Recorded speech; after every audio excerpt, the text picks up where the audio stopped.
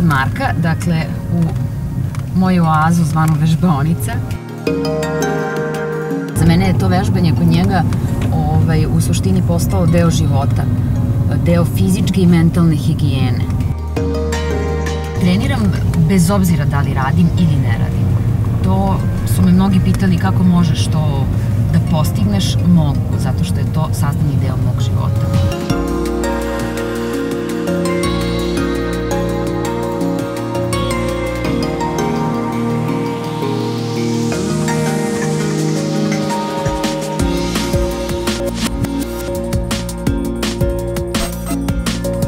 Ekipa RTS-a me je zvala da budem gost u jutarnjem programu.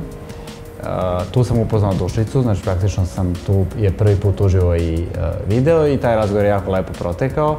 Toliko lepo da me ona jurila posle po hodnicima RTS-a i lavirintima da bi dobila još neku informaciju, ali ona praktično sve vreme tražila osobu kao što sam ja kada je fitness i ishrana u pitanju.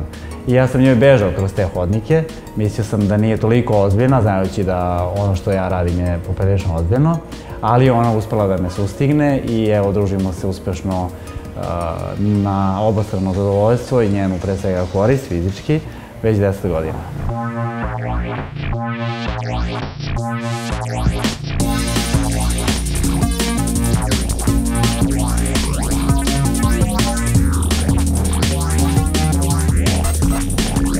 Ja sam to možda samo malo pežorativno složio u jedan atribut, gde sam rekao da ona izgleda kao jedna tipična srpska domaćica sa širokim kukovima i uskim ramenima, ali smo sad mi te kukove suzili, ramena malo proširili i sad ona izgleda kao tipična srpska domaćica.